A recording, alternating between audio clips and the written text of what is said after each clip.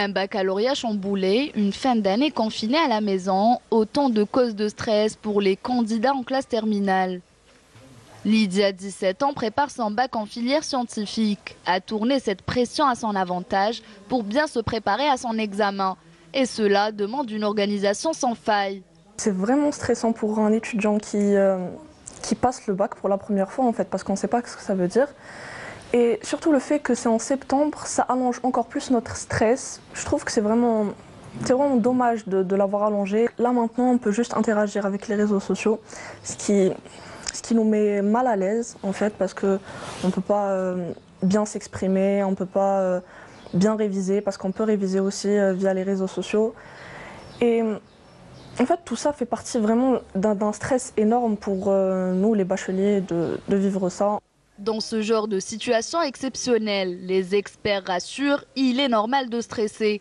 Des cellules d'écoute sont mises à la disposition des lycéens, à l'exemple de celles installées par les spécialistes de l'hôpital psychiatrique de Cheraga, à Alger. Ils sont en détresse, il y a même des abandons. Pourquoi? Parce qu'il y a eu un élan qui a été cassé. Donc ce sont des gens éventuellement qui se sont mis dans la tête qu'on va préparer à travailler sérieusement, quoique le bac ça se prépare durant des années.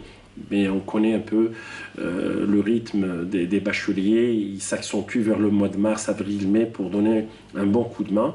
Mais malheureusement au mois de mars il y a eu cette coupure et tout, donc ils ont perdu cet élan de travail. Et là ils se retrouvent un peu à patiner.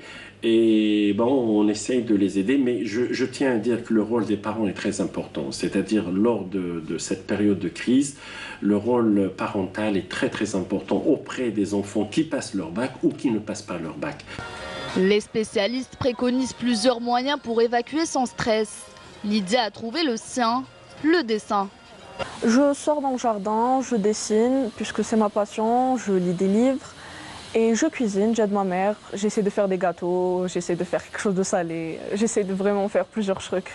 Donc ça m'aide vraiment à me détendre, ça m'aide à être un peu plus heureuse puisque je sors pas. Un mal pour un bien. Lydia a su tirer le meilleur de cette conjoncture en trouvant le juste équilibre entre révision et détente en attendant le jour J.